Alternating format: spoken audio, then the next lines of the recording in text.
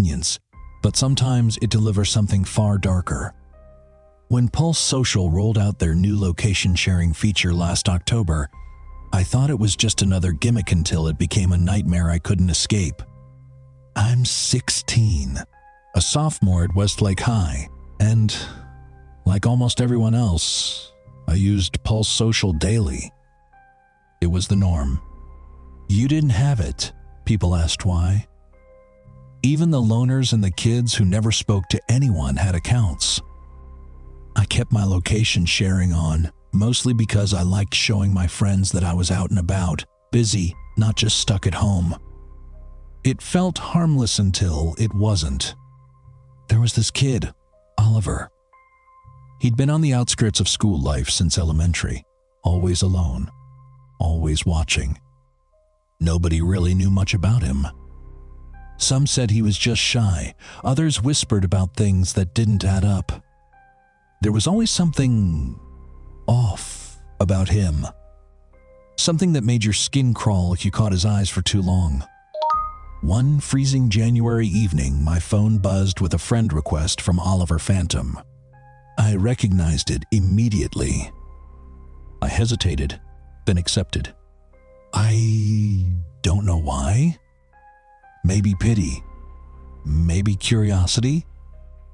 Or maybe I was just too polite to say no. Minutes later, a photo arrived. Then a video. I didn't want to open them. I knew they'd be weird, but I was too curious to resist. Hours passed before I finally looked, hiding under my blankets.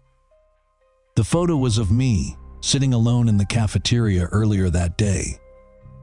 The video was worse. It showed the lunch bell ringing, everyone standing up, but the camera stayed fixed on me, zooming in as I walked away. The caption below read simply, "Beautiful." A shiver ran down my spine. I should have blocked him then, but I didn't. Something made me hesitate. Later that night, as I was texting friends, my phone lit up again. Another message from Oliver. I accidentally opened it right away. "You live on Oakwood Drive, right?" My fingers trembled as I typed back, "Yes." His reply was instant. More messages poured in, but I tried to ignore them. Still, the notifications kept coming, pictures I didn't dare open. I told myself that if I showed no interest, he'd lose attention. I put my phone down, turned off the TV, and tried to sleep. But sleep didn't come easy. The next morning, I woke to an icy draft. My bedroom window was wide open. So was my closet door. I froze. I was sure I hadn't left either open. My heart pounded as I noticed dozens of new notifications from Oliver. Panic surged through me. I grabbed my phone and opened Pulse Social, scrolling through his messages and photos. The images were chilling.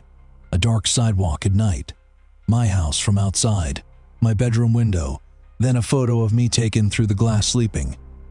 Then a picture of Oliver standing inside my room. And finally, the worst. A photo of me lying in bed, taken from inside my closet. His messages were relentless. "Why aren't you answering?" "I'm coming to visit you. Your location is on LOL. I like watching people sleep. Found you through your location. Hope that's okay. I think you're beautiful. Are you awake yet? Either would are awake. You doing?"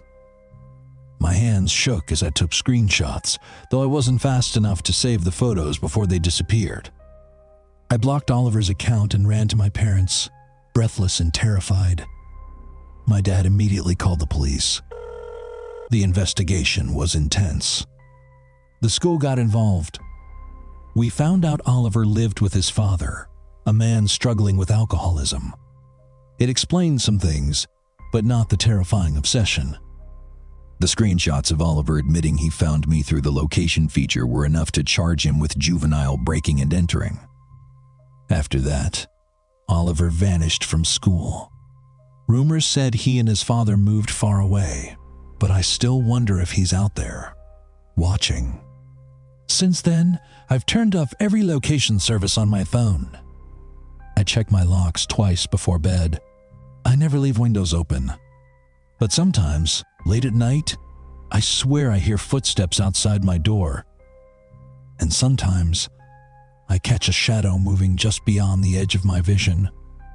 Because in this world, the scariest monsters aren't hiding under your bed, they're hiding in your phone, watching your every move, waiting for you to let your guard down. And when they do, there's no telling what might happen next. What started as an innocent notification would become the most terrifying night of my life, when I discovered that sometimes the monsters we fear most aren't hiding under our beds, they're standing right outside our doors. For nearly 3 years, I had been using Instagram to document the mundane moments of my college life, sharing snapshots of late-night study sessions and weekend adventures with friends. Like every university, Riverside College had its share of peculiar characters, but none quite like Marcus.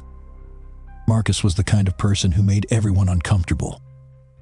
At 22, he still lived in the freshman dorms despite being a senior, and his idea of humor involved leaving rotting fish in people's mailboxes. His jet black hair hung in greasy strands over his forehead, and his unnaturally pale complexion earned him the nickname Corpse among the other students. The administration had expelled him twice for disturbing incidents, yet somehow he always managed to return. On that cold February evening in 2024, while I was absorbed in a particularly challenging level of my favorite RPG, my phone buzzed with a notification. The message was from Marcus, which struck me as odd since I couldn't recall ever connecting with him on social media. Perhaps he had found my username through mutual friends or seen it posted somewhere on campus. What disturbed me more was seeing an established chat history, suggesting we had communicated before, though I had no memory of it.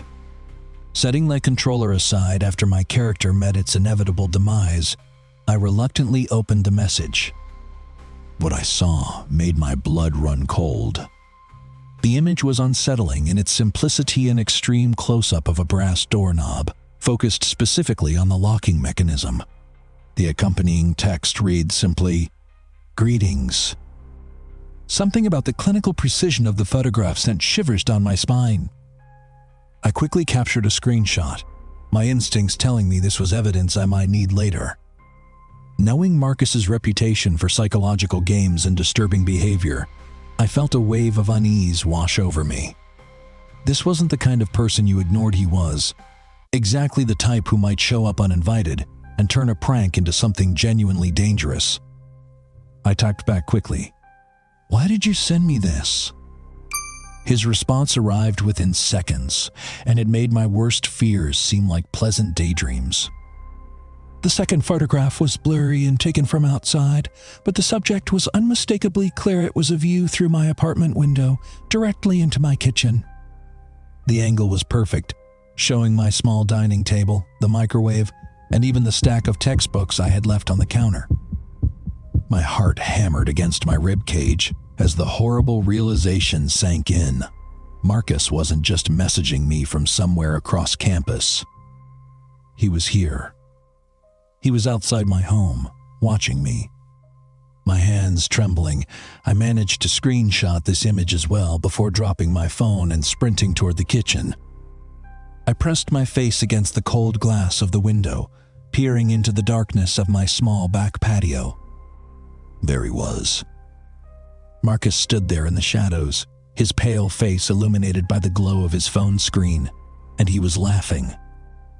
Not the kind of nervous laughter you might expect from someone caught in the act, but a low, deliberate chuckle that seemed to echo in the silence of the night. Adrenaline surging through my veins, I rushed around to my living room and yanked open the sliding glass door that led to the patio. Marcus hadn't moved. He stood there with an eerie calmness, one hand concealed behind his back, his dark eyes fixed on mine. "Get off my property!" I demanded, trying to keep my voice steady despite the terror building in my chest. "You need to leave right now." Instead of complying, Marcus slowly brought his hidden hand forward. The streetlight caught the metallic glint of a large kitchen knife, its blade reflecting the amber glow of the nearby lamppost. His smile widened, revealing teeth that seemed too white in the darkness. Without hesitation, I slammed the door shut and frantically turned the deadbolt. Through the glass, I could see him still standing there, that unsettling smile never leaving his face. "I'm calling the police if you don't leave immediately," I shouted through the door, my voice cracking with fear. Marcus tilted his head slightly, as if considering my words, then gave a small nod. Still smiling, he turned and walked slowly across the patio, disappearing into the shadows between the apartment buildings. I spent the next hour checking every window, every door, every possible entry point to my apartment. I drew all the curtains, double-checked the locks, and even moved my desk chair against the front door for extra security.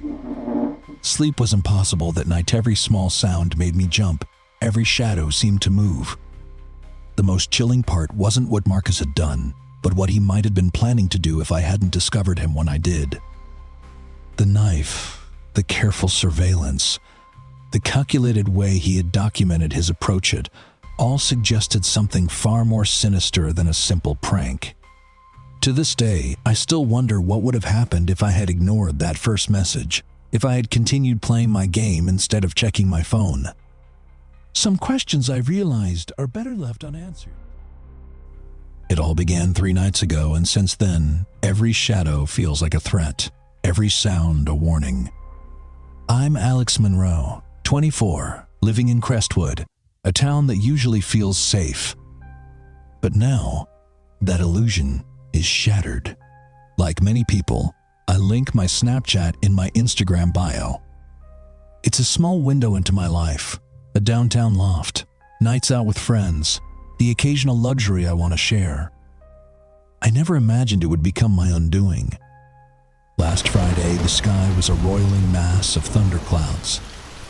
I was at my friend Lila's apartment, the rain hammering the windows like a warning drum. Out of nowhere, 2 strangers added me on Snapchat, Tessa Quinn and Maya Collins. Their snap scores were suspiciously low, Tessa barely 300, Maya just over 2,000. I hesitated but accepted, curious.